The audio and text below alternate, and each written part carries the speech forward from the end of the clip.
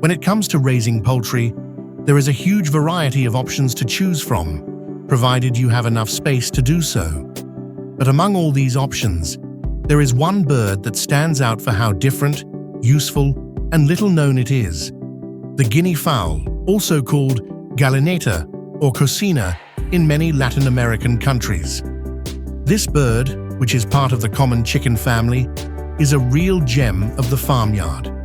Not only because of its exotic appearance with a featherless head, compact body, and speckled plumage, but also because of the great benefits it offers to those who decide to raise it. From their role as the living alarm of the chicken coop, because they squawk loudly when they detect any strange movement or danger, to their contribution in terms of meat, eggs, natural pest control, and low maintenance, Guinea fowl represent a sustainable and valuable alternative for farmers, small producers, or even families who want to have a little piece of the countryside at home. Raising them is a different, educational, and rewarding experience, but it is not the same as raising traditional chickens. They need certain special care, well-organized space, and above all, an understanding of their particular behavior. That's why in this new video from Mundo Agricola, we're going to teach you the 7 most important tips you need to know if you're thinking about raising Guinea fowl. Stay tuned until the end, because in addition to learning how to raise them from scratch, we're going to give you a free organic gardening ebook and access to a complete course so you can start growing your own food easily at home with love and awareness. And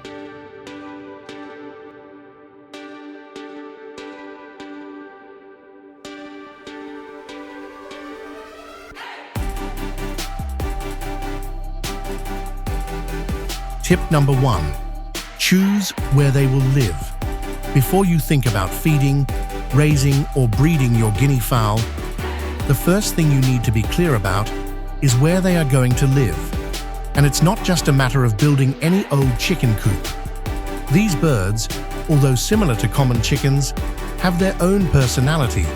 They are more active, more curious, and also more distrustful. Therefore, they need a suitable space where they feel safe, protected, and free to move around without the risk of escaping or being attacked by predators. At Mundo Agricola, we advise you to think of your chicken coop as a small refuge that provides comfort, order, and harmony. If they are loose in an unsafe place, they can easily fly away and escape. The ideal place should be neither too big nor too small. For each pair, a space of 2 square meters will be enough for them to live comfortably. The floor should be covered with straw, sawdust, or wood shavings, which will help control bad odors and maintain hygiene. In addition, it is important to protect the area with sturdy mesh or solid wood to prevent foxes, dogs, or other animals from entering and harming them.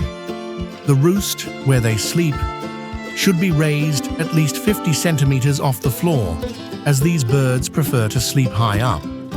Despite their differences, Guinea fowls adapt perfectly to living with common chickens, so you can raise them together if you prefer. But remember, their first contact with the new space is crucial. Keep them closed for the first few days so they can get used to it. Then you can open the coop, and they will return on their own at the end of the day, if they have recognized it as their home.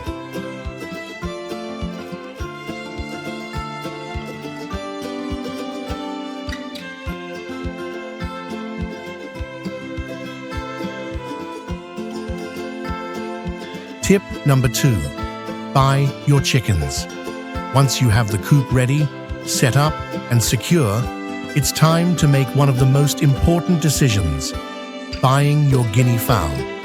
Although it may seem simple, this step requires attention, judgment, and knowledge, as much of the success of raising them depends on it. Choosing healthy birds from the start is essential to avoid disease, loss, or adaptation problems. You can purchase them at local farms, agricultural markets, or specialized hatcheries. Some even choose to buy them online. But in that case, it is essential to thoroughly research the seller's reputation. Always observe the physical condition of the bird. Its eyes should be bright, without secretions, its plumage clean and close to the body, its legs firm, and its behavior active. Avoid buying birds that are very still, with ruffled feathers, signs of coughing, sneezing, or nasal discharge, as they may be sick or stressed. An important point to consider is the ratio of females to males.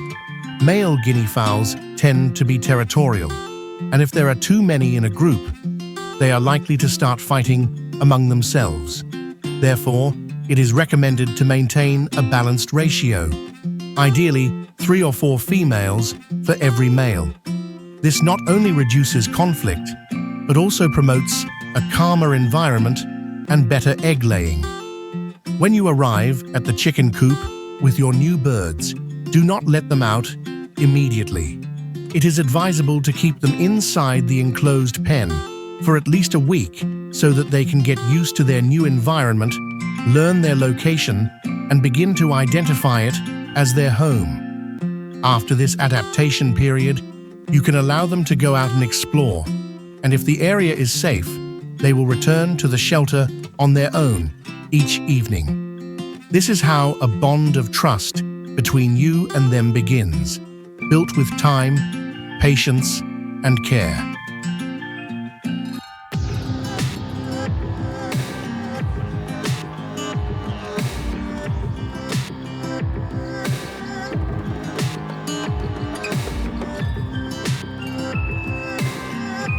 Tip number 3, feeding.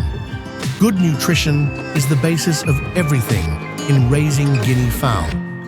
Although these birds are strong and resilient by nature, they need a proper diet to grow healthy, produce quality eggs, and stay active.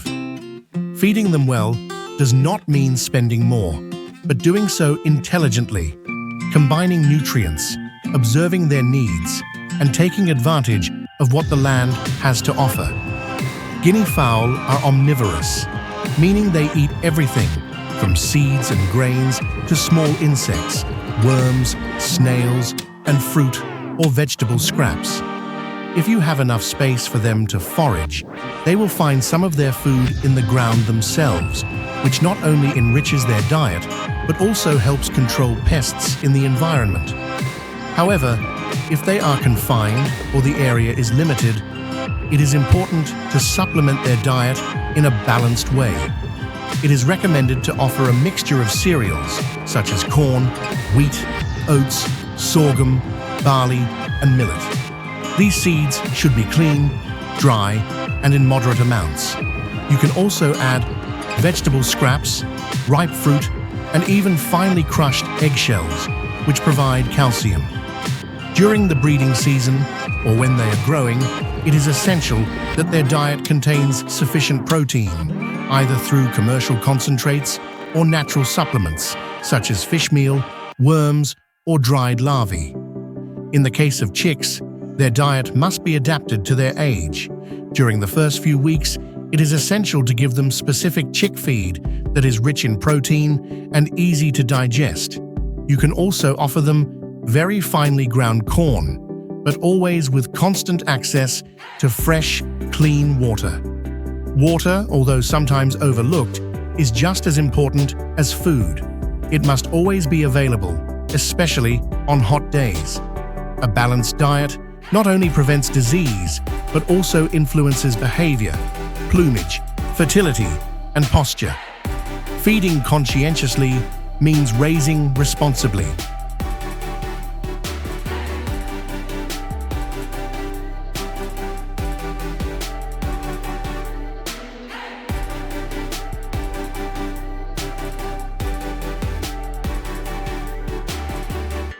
Tip number 4, take care of them. Raising guinea fowl is not just about feeding them and waiting for eggs.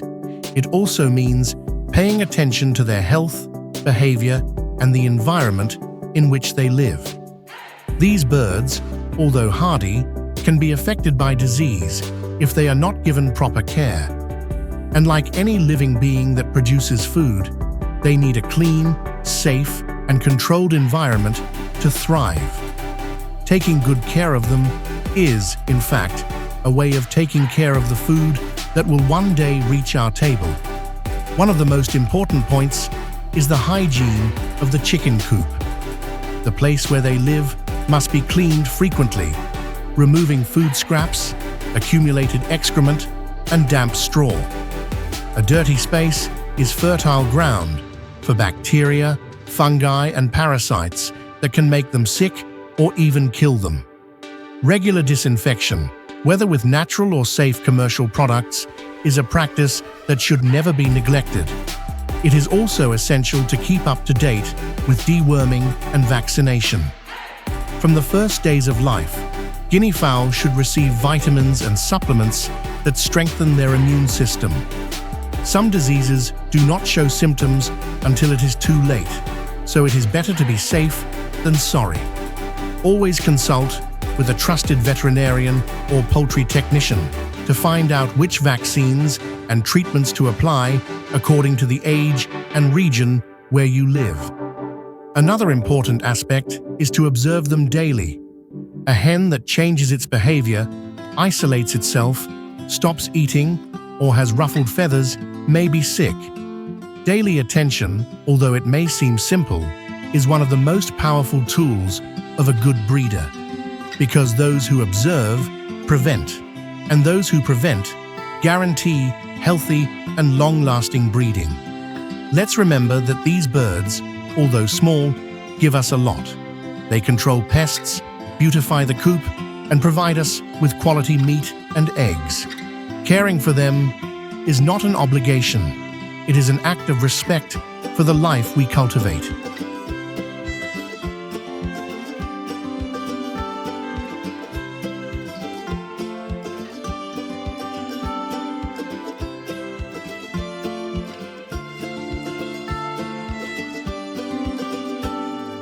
Tip number 5. Behavior. Knowing the behavior of guinea fowl is essential for harmonious breeding. These birds are not only different in appearance, but also in character. They are more restless, more alert, and in many cases, noisier than common chickens. And while that may seem like a disadvantage to some, it is actually one of their most valuable qualities. They act as guardians of the coop. When they detect any strange movement, wild animal, or unknown presence, they let out a loud, shrill cry that alerts the rest of the birds, and even the keeper. Unlike the classic crowing of a rooster, the sound of a guinea fowl is more shrill, sometimes repetitive, but also useful. This behavior has earned them a reputation as a natural alarm system. It is not uncommon to see them form small groups and move around the coop together, always alert, always vigilant.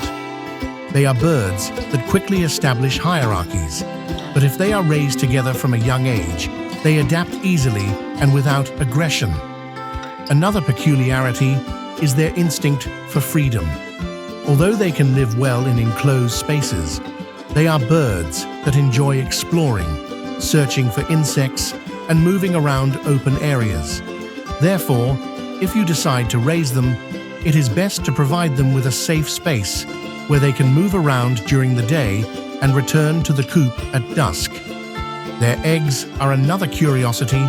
Smaller than those of a common chicken, they have a hard, brown shell with small grey spots. They are somewhat pointed at the top, and although guinea fowl lay eggs regularly, they are usually not very dedicated mothers. They often abandon the nest or get distracted, which can lead to the loss of eggs if they are not collected in time. It is also worth mentioning that their life expectancy is 6 to 8 years if they are well cared for. And although they are not as docile as other poultry, with time and routine, they can get used to human presence and become a peaceful part of the environment. Understanding their nature is key to living with them.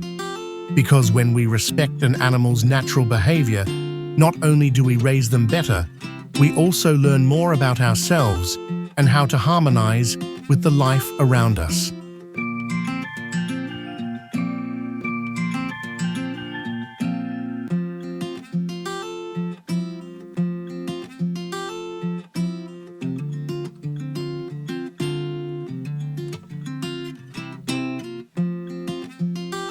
Tip number 6. Take care of the chicks.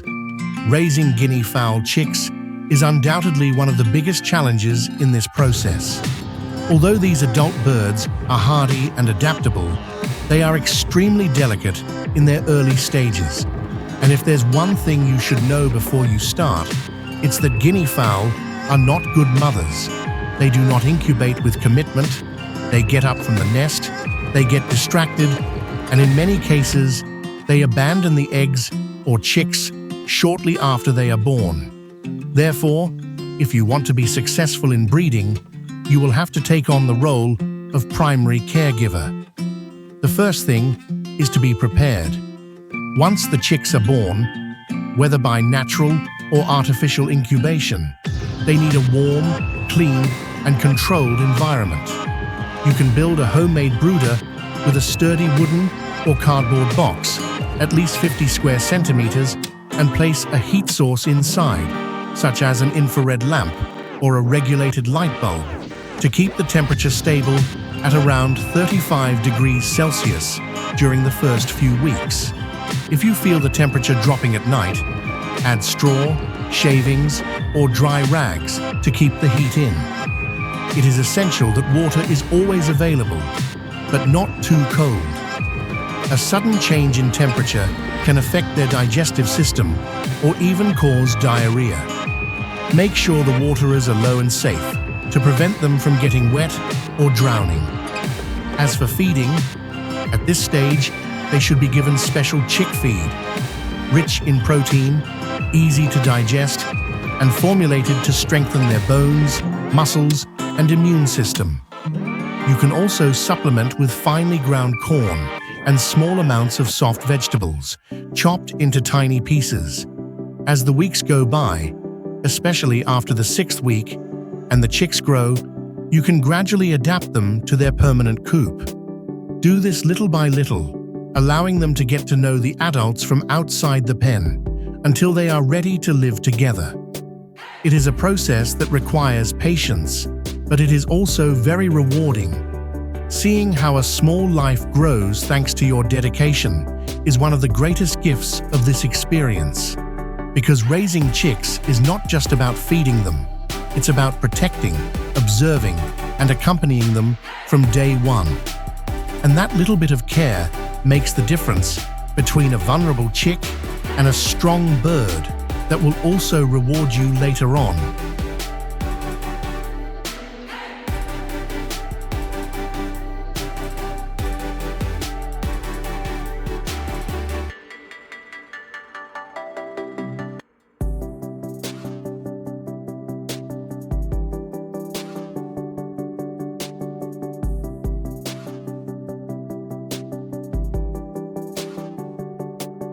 Tip number 7. We've come to the last tip, but that doesn't mean it's the least important.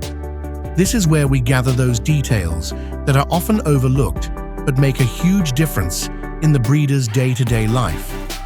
One of them is the daily collection of eggs. Guinea fowl, as we mentioned, are restless and disorganized when it comes to laying. They don't always choose the same place and can leave their eggs in any corner of the pen, among weeds or under objects. If they are not collected in time, they can break, get wet, or even get lost. Collecting them every day is a simple task that ensures hygiene, control, and above all, makes the most of your bird's efforts. Another key tip: be very careful when catching them. Unlike common chickens, guinea fowl have more fragile legs. They should not be held by their legs, as you could injure them. The ideal way is to hold them with both hands by their wings, gently but firmly. This will prevent injury, stress, and defensive behavior, Also, never underestimate the power of silence and observation. Sometimes, spending a little time watching how they behave, how they eat, and whether any of them isolate themselves or change their attitude can give you valuable clues about their health and well-being. Raising birds is not just a task, it is a relationship that is built with time, patience, and attention. And before we close, we want to thank you for reading this far. If you found this video useful, help us make this knowledge available to more people.